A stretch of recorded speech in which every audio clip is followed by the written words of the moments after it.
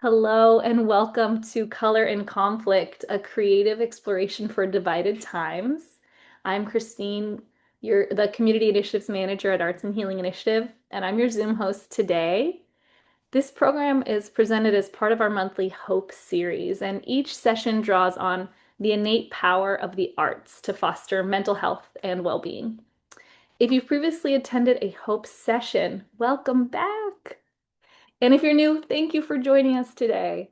We're really grateful that you're all here to create, learn, and grow together as a community.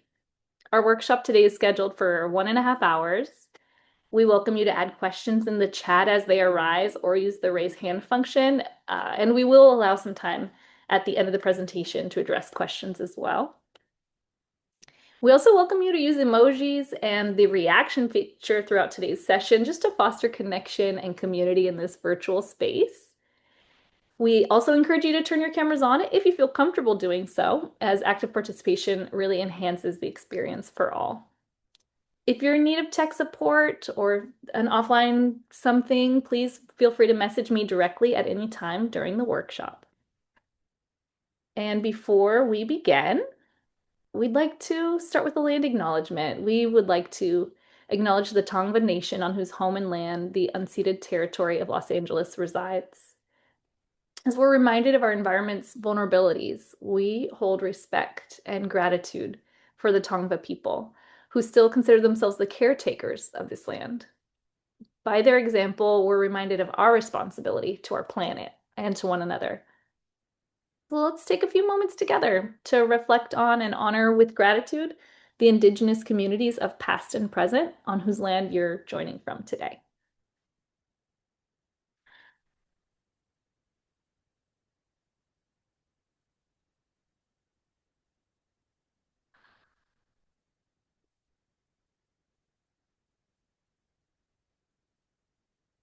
I'm also going to post a native lands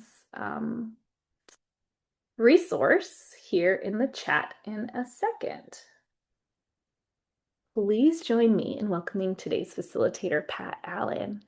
Before we begin, I just want to say what an honor it is to welcome Pat to our Hope series. Those of us who know her work are enormous fans. Pat is truly exemplary in the way that she holds space, bringing together social emotional arts facilitation, creativity, deep care, and a strong commitment to social justice. She has been a leading voice in the field of art therapy for many years, and we've personally consulted with her on numerous occasions. She's also facilitated several Hope sessions in the past, and every time we walk away inspired. Pat is incredibly in demand, and so we feel especially grateful to have her with us today. Pat, we're thrilled to have you here. Thank you so much, and please feel free to take it away.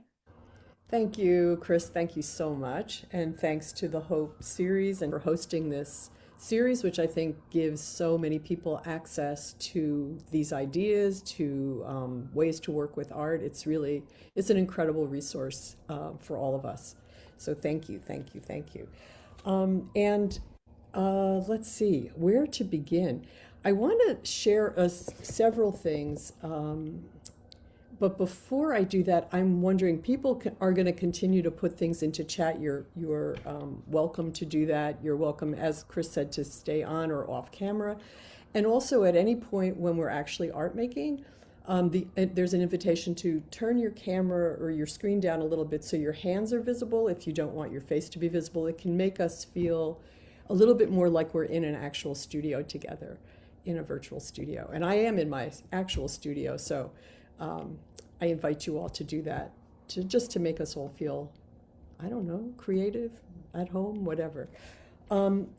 I also want to share with you how interesting it was when I proposed this workshop for the Hope series. Chris and I talked about it at length and did a lot of back and forth. She was extremely helpful to me. And I also want to say that it's been challenging for me to think about this topic because I think being in a divided time, the thoughts of conflict are so important and so big. And yet, as I started to think about how could Open Studio Process, which is my work in the world, and we'll get into that in a minute, how could this work actually be of help to people? And I kept getting messages as I did my own art about this and wrote and tried to like kind of come to a place, is that to keep it really simple, to allow us to go to a place where we're, instead of kind of go running towards conflict, we're allowing things to be simpler, and to drop our stories and to drop our ideas, and to go to a place where we're paying attention to our sensations, to what we feel in our bodies, and to the pleasure, really, of what the materials can do for us. So I hope that sounds okay to people. And for those of you, could I get some hands? Just how many people are aware of Open Studio process or have done it before, or no? Because I don't want to waste a lot of people's time. Okay, so a lot of you. Thank you. That's great. And if you haven't, it's a process that I feel I was kind of gifted by the universe with, when back in the 90s I was working as an art therapist and feeling some frustration about the clinical approach to things, and people needing to have a diagnosis and be sick to be entitled to this incredible thing. Like, why isn't everybody entitled? Everyone is entitled, as we all hopefully all agree.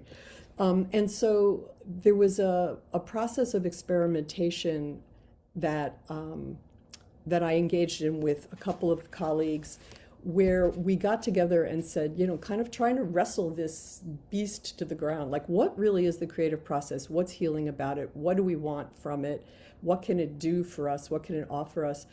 And that became the Open Studio process. So typically it's a 3-step process that starts with stating an intention for what it is you'd like to receive today, what you'd like to have happen for you, using first person tense, trying to let go of striving words. So I show up and receive. I explore my creativity. I have pleasure through color and making marks.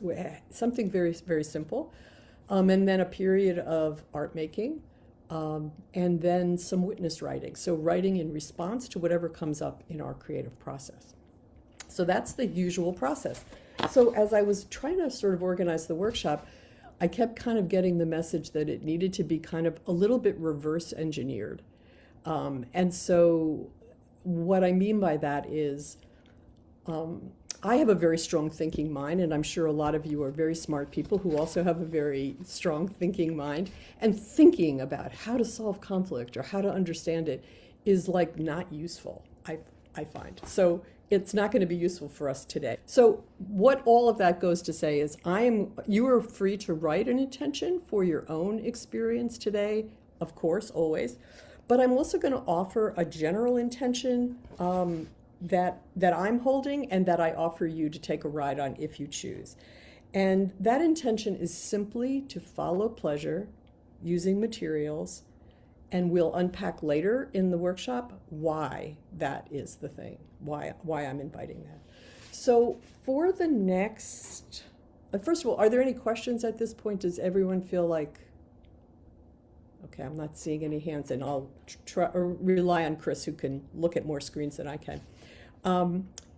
So for the next, let's say 20 minutes, I am inviting you to either take a ride on that intention or write your own, and then take your materials and let your eye just kind of travel over them until you land on a color that you're like, ooh, that's the color. That's the color I want to start with. And then just start making marks with that color. We're going to put on some music. You're free to mute that music and put on your own, or just be in silence, whatever you choose. And for 20 minutes, just follow that color until it asks you for another color. And what I've been doing with this process myself, because I've been doing it a lot to prepare for this, is to limit myself to two color families. So for example, if I'm using blue, all the blues are available. If I'm using pinks, all the pinks are available, but I don't then bring in orange. But you are free, always in the creative process, to reject that rule and do whatever feels pleasurable for you. But the idea is to make some marks until you sort of fall into that state of just ease and pleasure. Um,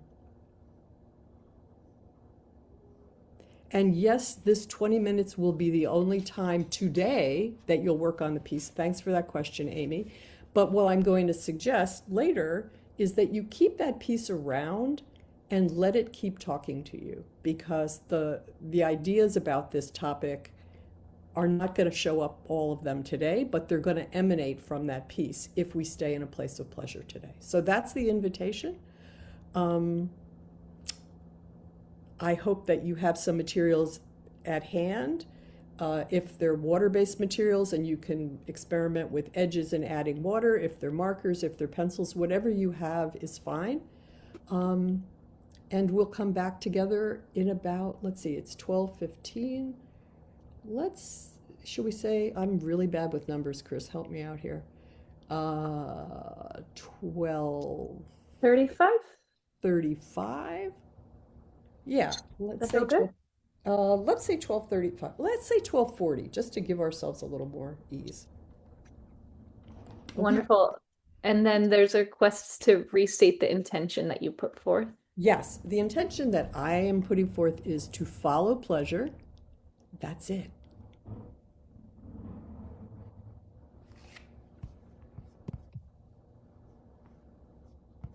Okay. Now I'm going to try to find my music again. Here it is.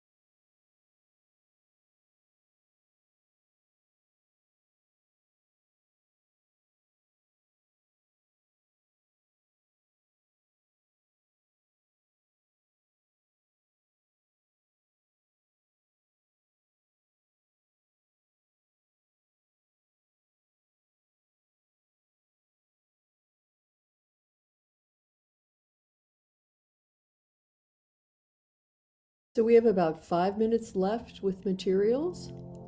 So just to be aware of that.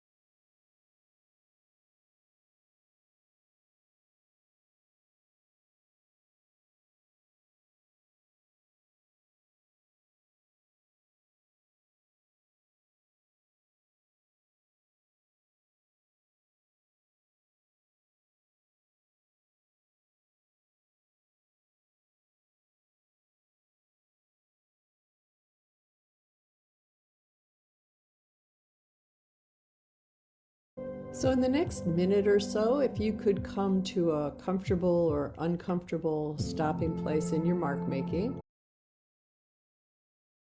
that would be great.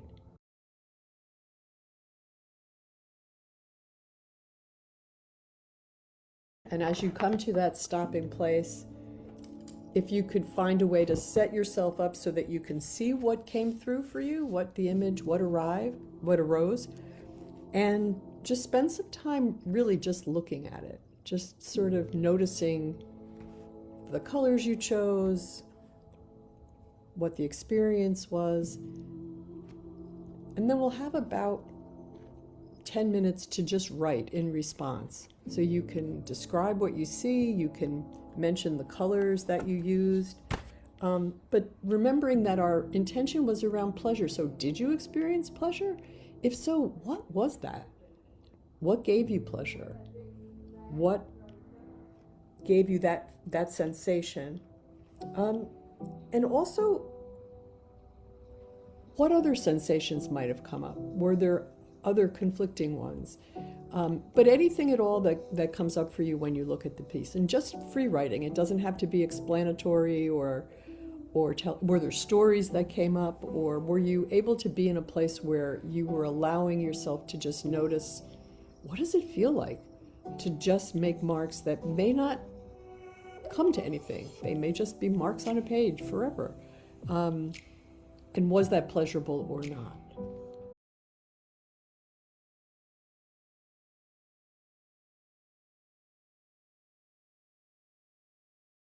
And I'll let you know when we have, when we're getting close to the end of the writing time as well. And please feel free to include anything that came up that wasn't pleasurable, like this seems stupid, or I don't like this, or I'm not happy. Whatever, anything that comes up at all is welcome on the page.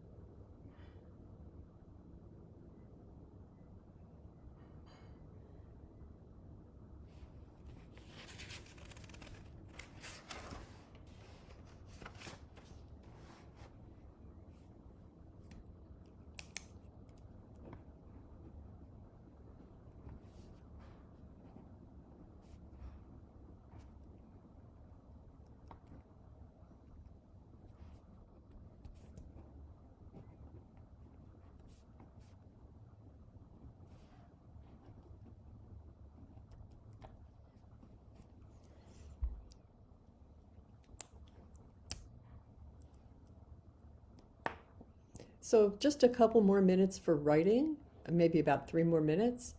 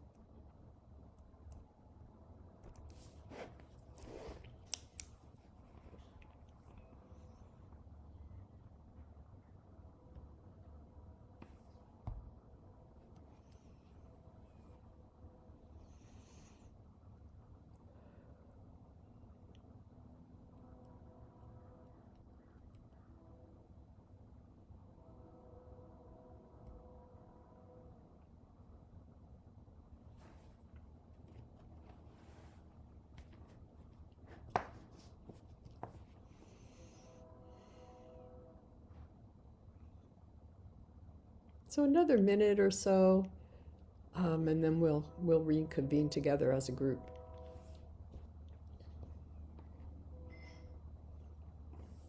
And if you're finished writing, there'll be an invitation next to speak aloud a line from your witness. Um, so you might want to read through what you wrote and see if there's a few words or a line that might want to be read aloud. This is still part of the ritually held space here, so we don't discuss the work. That when we're done with this piece, which will only be a few minutes, then we can open up the floor for discussion and questions and that kind of thing. But this period, once we're finished writing, is a chance to just speak a few of your words out loud, just to hear how they resonate when spoken, which is always very different than how things read on the page to us. And it's really just for us to hear some line out loud. And there's no expectation that we won't have time for everyone to do it. It'll just be a few people, but no expectation, no, that you have to do that at all. But just if there's a line that's you're looking through it and it's like, I'd like to hear how that sounds, um, then by all means. And if you want to do that, you can go to the reactions page or the reactions prompt at the bottom and just put up the hand emoji, the hand react, the little hand guy, the raised hand guy.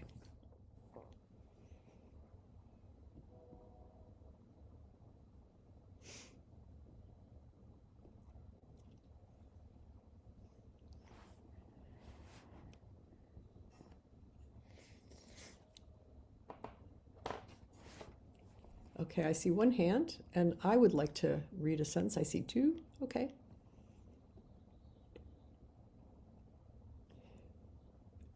And so the way that this works is there's more people, great.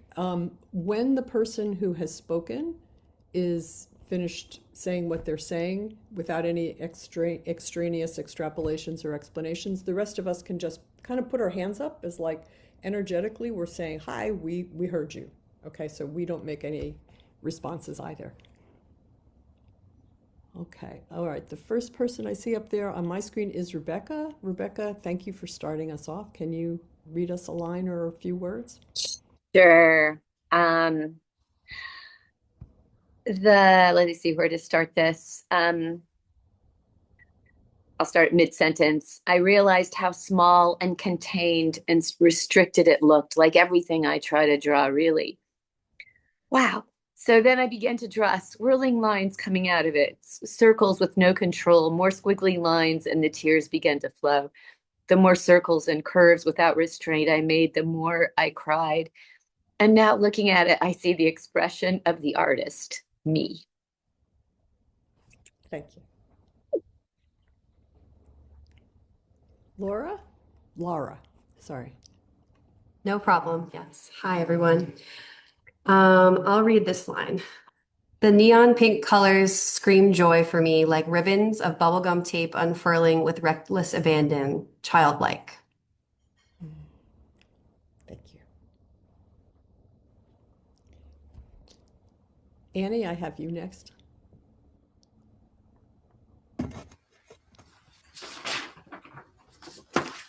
Much pleasure, feels like celestial sky, majestic, mysterious, omnipresent, but usually forgotten in our developed existence.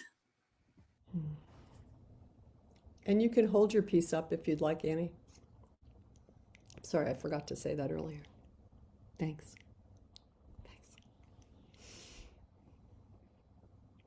Jennifer? Hi, Rebecca. It's interesting you spoke first because your Kandinsky print Can you behind just, you Jennifer, inspired me. just hold that thought, okay? And just read us Sure, your no line. problem. I'm Thank sorry. you, thank you. Okay, I started with markers and switched to pastel because of the how tactile it is made me feel safer. A few moments as I was making um, I would hit a point of making a decision, and that would pull me out of flow, and my inner critic would whisper in my ear. But as soon as I made the decision, he shut up and I was back in flow. Thanks. You want to hold it up? Please, Oh, anyone, you feel free to hold up whatever you were working on. Great. Thank you. Thanks. Constance.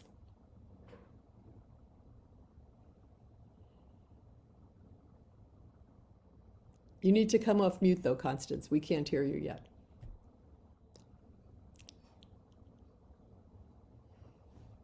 Great. A fox emerged, a turquoise eye, green turquoise. Thank you. You want to hold up the picture or no? Great. Thanks. Thanks. Okay. I'm going to read a line as well, and then we can see if anyone else wants to. Contrast, but also consilience. Is conflict a made-up thing? This is a scary question. Is there anyone else who'd like to read a line or just a few words? Someone, Lila put hers in the chat. Let me read that one out loud, and then Tanya will get to you. Paper curling from so much pressure. On top, back and forth in layers, like rolling on clay slab, yes. Paper is 3D. Are colors? Okay, we have a few more folks. Let's finish these folks who have, thank you, Lila, for that. Tanya? Inner struggle and conflict. I want to use a light color yellow, softened blue stuck out for me. Sadness, green, growth, grass, money, success, life brighter, lifted lightness of light. Thank you. Thank you. And Kate?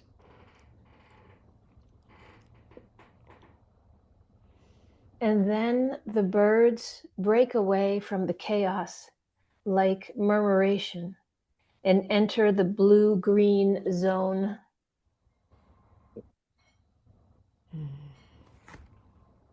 Thank you. Thanks. Veronica? I want my inner peace of being a woman, a mom, a wife, a professional, a sister, a daughter-in-law, a niece, a friend, a whole person to show day by day and in what I do. Flow freely. Whoops.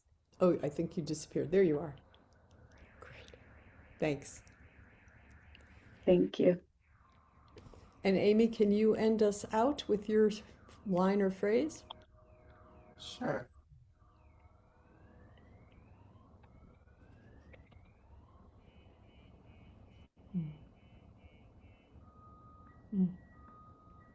Although I began to use just a yellow watercolor, I soon realized my interest in collage. As this is Pat's session, I imagine ripping papers of all colors madly. So that's what I resulted in doing. Thank you. Thanks. So thank you everyone who read and everyone who participated. And one second, I'm gonna grab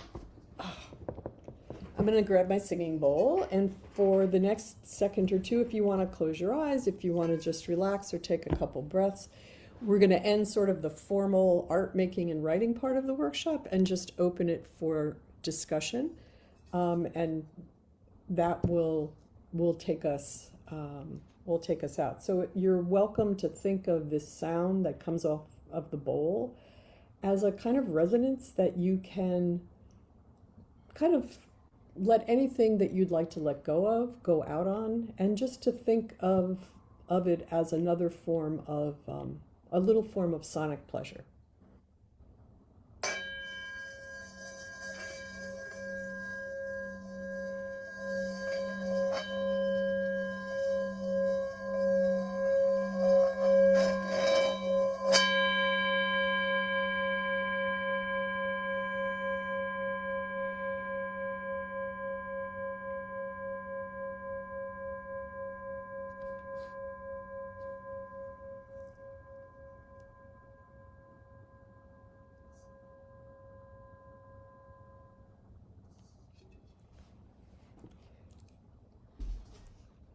So now if you need to stretch or get a cup of tea or stand up for a second or something, we still have a little bit of time. We'll take about 10 or 15 minutes, and then we'll turn it back to Christine, if that's enough time for you, Christine. I think so. Just to have a little discussion. What did you notice? Did you observe or notice anything in what you did that had to do with conflict? And then let's also talk a little bit about what pleasure might have to do with conflict. Because I think to me, it's a very live question.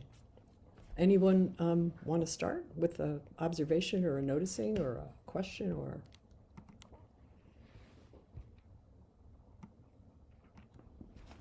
I see Cheryl's hand went up. Cheryl, did you want to start us off? Sure. So I just want to say the last line I wrote on my witness was, wouldn't it be amazing if all the people at war would take a moment to calm their nervous systems and ask themselves, is this really what I want to do? Thanks for sharing that, Cheryl.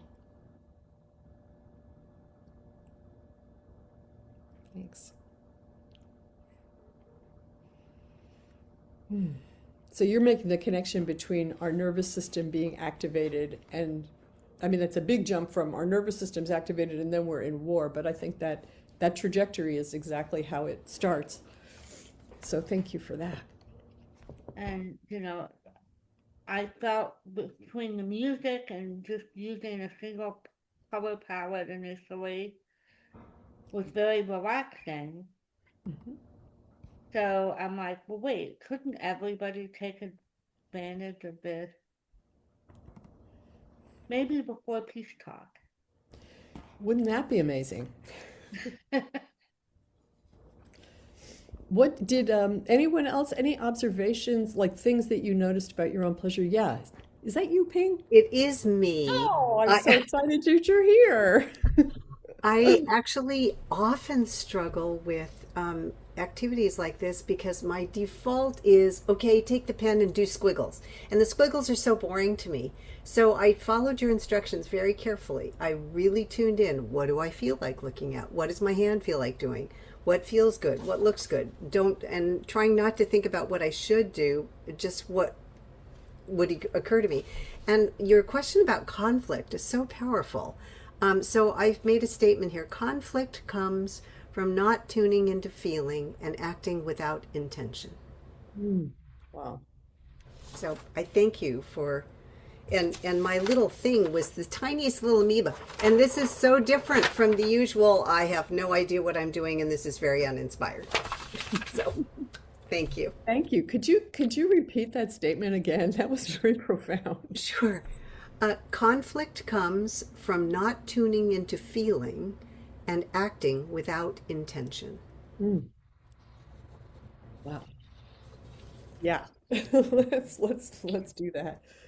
And just in case there's anyone here who doesn't know, Ping is the mastermind behind Hope and the Arts and Healing Initiative. So I'm so honored and grateful that you're here, and so grateful for you putting this into the world, because Well, that is our intention, right? That maybe through things like this, people will do that. Well, and so Pat is my role model. So, okay. whole love fest going on here. But but also other things, people like when we're yeah, somebody asked you to put it in the chat too, because it really is really quite deep. Anything else that you thought about in as you were doing this, like, well, what does this have to do with conflict? Laura, I see your hand up. Tell us something. Yeah, so I drew in a way that is very different for me. I'm traveling and I'm really missing spending time with my grandchild, and this is the toy that I brought with me to remember them by. And I took the little shoe off the toy and I put it on the page, and I just traced wherever that toy went. I followed, and I found myself making rules for myself that we would always be connected, that my pigment would always be connected to the page. The toy would never fall off the page. And so my movements were all about holding that space together and staying connected. And what I noticed in that was that I was surprised and delighted at the movements that happened, because they're not the movements I would make on my own. And where it relates to me, where conflict regard to conflict is, conflict for me almost always starts with an element of surprise. It catches me off guard. And so this was a case where I had made it a priority to stay connected, and it took me in places I wouldn't go on my own. And then later in the process, as I was making this piece, I took the little shoe and dipped it in water and made footprints across the page. And everywhere I made a footprint, I started to just tease out a shape from it, and leaves were the things that kept emerging. And so for me, it was just really speaking about places of new growth. If I can hold that mindset of appreciation and going in places and in ways that I wouldn't go on my own. Wow. Yes. Thank you. Thank you so much. Wow. I did see your hand. I was wondering what you were moving around your page. Yeah. That was great. Wow. Wow. Mm, that's really beautiful. I'm going to read Lila's because she's put it in the chat. Trying color pencil, frustrated with the faintness of colors. Then I pressed so hard the tips broke. Whoops, wait a second. And the broken bits were a delicious new tool. Yeah, like all the bits, right? Like the bits of crayons, they're my favorite way to use crayons, is just smushing bits. So yeah, so wow. Okay, another thing I would like to suggest to you as just an offering, because I've been working on a number of pieces in preparation for this workshop over the last number of months. And one of the things that I have noticed is I would do this as simply as possible, like a color and then another color. And I would just do it if I had 10 minutes or whatever, or I was in a different meeting, and then I would just leave it. And living with these images on my desk and just glancing at them from time to time continues to like instruct and inform me. And kind of, Laura, when you were saying like these things kept you in a place where you could follow, what is it we're following? I really think we're following our deepest wisdom, which comes from our intuition and our feelings. I think we have so much capacity to know what to do when we do that. So I would just like to encourage folks to leave their pieces somewhere where you can see it and just notice off. It'll be like out of the corner of your eye. Like I'm a very, I can be very planful. I'm going to sit down. I'm going to write a witness. It's going to give me wisdom, and all that's true, but it's really in these, like both you and Ping were talking about doing things you don't ordinarily do. So I don't know. Those are just things that I've noticed. But anybody else, I'd love to hear more of. And if nothing is clear to you, that's like really good, because it means that something got stirred up and it'll be revealed as you go forward. Yeah, Annie, what do you have? Well, in terms of the piece, it was a good reminder with world conflict, etc., with the sky being what I saw, that the sky is above all of us. And I played and I used watercolor paper and I wet it and I went outside and used the toothbrush to spatter it and I blew bubbles in it. And I like humor. Humor is so helpful.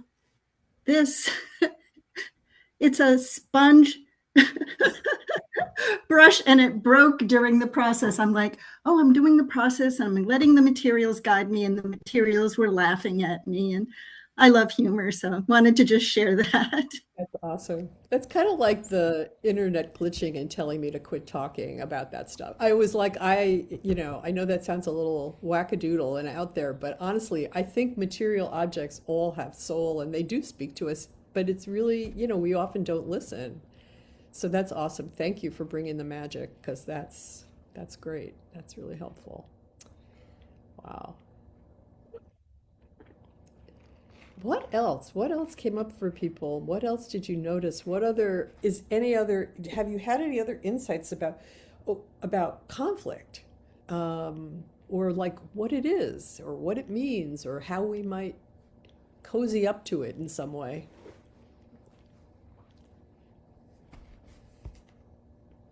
This isn't exactly a response to that. I'm just thinking about my process. I've known that I had to re-engage art for a long time, and I've been very busy, and I haven't done it. And I bought a set of colored pencils for my granddaughter that I really wanted for myself. She's an artist. She's 8. So my husband gave me a set of colored pencils. And I kind of don't like colored pencils because they're so defined. So these you can use water with, but I couldn't find my paintbrushes. So I vowed to just use the colored pencils today. And the few art things I've done have been really messy and all over the place. I think because I haven't been engaging it, I didn't want to do that. So I was just trying to follow what they did. And one of the things that came up was a memory from when I was little. My mom was an artist and she didn't like us using coloring books because she felt like it stunted our creativity, but I loved coloring books. So I did a lot of coloring inside the lines, which was very pleasurable. And then I remembered Wayne Thibault and how he outlines not just his cakes and pies, but whole landscapes in rainbows of color. And so just doing those things was very pleasurable. And I think in terms of conflict, I really liked your directive just to follow what was pleasurable, because it really was. Great. Thank you. I'm glad. What I'm hearing you say, and I know it's something I struggle with all the time, is the stories we tell ourselves that prevent us from doing what we actually want to do. They're always lurking around. But Veronica, do I see your hand up? Yeah, I just wanted to share something, but I'm not sure if you're done or not. Yeah, go ahead, please. Yeah. So for me, this process brought up the conflict between the emotions that I feel and moving forward and, being in this world. And it just makes me think how, like, it replicates by all of us, at one point or another, we all feel conflict within ourselves, and then it shows through the rest of the world. And so I think going back on working on um, figuring out that conflict and letting it go by and not allowing it to affect how we move forward with the world. And so for me, it made me feel um like I'm a piece of the puzzle, and like how I'm connected to all this, that's in the world, and the emotions of the world and whatnot, and how, like, if we all work on that and being at peace and being kind to ourselves, it will radiate to others and to the rest. And so I really want to make my intention like real, and I want to really move forward day by day with that, because I don't want to be part of the conflict with the greater world and have that energy out there, and so it just made me think about that. Beautiful. Yeah. Yeah, Thank you thank for you. holding this space for us. Oh, yeah, my pleasure. And thanks to Arts and Healing for holding this space for all of us. But that's fantastic. Miriam, do I hear your hand up there? You do hear my hand. It's very loud. I have no idea if you're going to be able to see it or not. Very light. Oh, there it is. If you hold it further back, I think the camera will read it better. The closer it gets, yeah, that's better. But no, it's hard to see. It is hard. Just tell us. Yeah, it's hard to see. So, I just want to say that I am connecting with you all from Israel, where it is 11:15 p.m. Uh-huh. And it's been really hard to connect with any kind of practice at all with, the months of running to shelters and Sure. alarms and dealing very directly with conflict and, and then returning to work, and life has just been very busy and disconnected in a sense. And so again, the piece is very, very light. You can't really see it because it's really just dots and squiggles in like silver and light pink. And, because it felt very much like, ooh, what does this do? Like remembering what it even feels like to make a dot on a piece of paper with a color that you can barely even see. Like it just was playful. And I really appreciate having even just a moment to feel nothing but the simplicity of a drop of pale pink on a piece of paper. Wow. Thank you. Thank you, Miriam. Thank you. Thank you for reminding us. But just to say, I think this is, I mean, I love art. You see all kinds of images behind me, and I love materials. But honestly, the whole message of this workshop that kept coming to me, which I did resist, I will let you know that, is it really doesn't take much to reconnect us to Source. Source is always there, reaching out and waiting to connect us. And so really, I'm going to keep that image in my mind, Miriam. Just a dot of pale pink can be enough to like reconnect to Source. That's a beautiful and profound gift that you've given us. And that's why I'm suggesting just, sometimes keeping these images around, keeping a tiny image the size of like a square in your pocket and pulling it out when you're feeling stressed, like it doesn't take much. I really do believe the creative source wants so much to support us, and we just have to ask for the help. Amazing. Whew.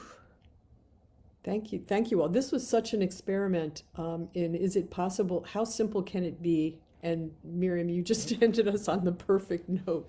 One dot of pink. It can be that simple. So I would like to see if there's any other thoughts or questions, and otherwise I'd like to turn it back over to Christine, because I know she has some announcements and housekeeping and information for all of you.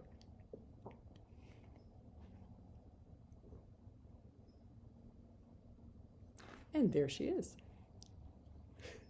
Wonderful. I saw one more comment in the chat. If you are wanting to engage with that before we pass over, we still have plenty of time. Sure. Laura Earl, thank you. I am reminded of something I read recently in a paraphrase, the invitation to stay present in conflict so that the friction can be channeled into creative energy rather than lost in emotional turmoil. Yeah, perfect. Like, I think if we realize, like, if we are actually in touch with how we're feeling, that was the gift of witness for me when this process was kind of like getting formed. It was, I can actually, if I'm making art, if I'm making marks on paper, I can sit with any feeling and not get activated to the point where I do something I would regret. Yeah. And so I think thank you, Laura, because I think that that's a really important thing to remember. Like, everything starts, we think of the magnitude of the conflicts in our world. They all started somewhere, some of them thousands of years ago, but they all started somewhere. And so anytime I think that we can tune into the feelings that we have, and as some of you have stated, like tears came or laughter came or ideas came, like to just keep letting ourselves tune in and staying present to the feeling, to the body. The body is really that's where it all starts. And then noticing where it wants us to go and how we can be as kind to ourselves as we would like to be to others in that regard. Yeah, and for me, why I was motivated to put that post up is because it's difficult for me to sit with conflict. Like, I want to turn it off, turn away, do something else, somehow exit from it. And to think that there might be some good from it and to sit in it and wait for the good to flow, I think is personally something that's really important to me at this season. Yeah, yeah, I would agree with you. And I Just would to also jump in on that, I don't want to talk over anyone, but I did bring sidewalk chalk down into the bomb shelter so that the children had something to do other than be frightened. That's wonderful. Whew. Yeah. Yeah.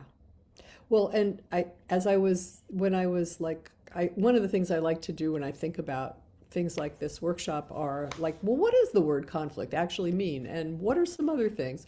And one of the things that art offers us as another frame or another lens to use is contrast. So before things become conflict, they often are contrasting ideas or contrasting feelings about how to do things or whatever. And one of the things that I loved in the definition of contrast was that if we engage in, like we did today, contrasting colors, things become legible. Like, actually, we can't see things clearly if there isn't some contrast.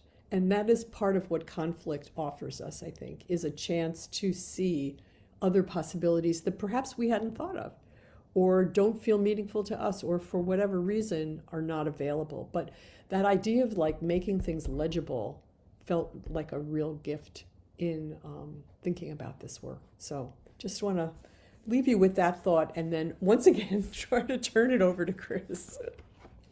Thank you all, everyone. This was really very alive and meaningful for me. I hope it was for you as well. Thank you so, so much, Pat. I want to just express such deep gratitude to you for leading us through this really meaningful experience today. And everyone, we will be sharing Pat's contact info with you via email after today's session in case you want to stay in touch with her. And I want to thank you all for joining us and participating today. I really, really appreciate it. I'm going to switch gears a little bit to take care of some housekeeping items. I want to share that this series is supported in part by your generous donations, by the Los Angeles County Department of Arts and Culture. If you're able to donate today, you're welcome to do so by scanning the QR code on the screen to continue to make series like this possible. And we're so happy that you've joined us. We'd also like to acknowledge the Wellbeing for LA Learning Center, for including our Hope Series archive as part of their free public offerings as well. Just really thank you to everyone who make this Hope Series possible. It's a true coming together of our community.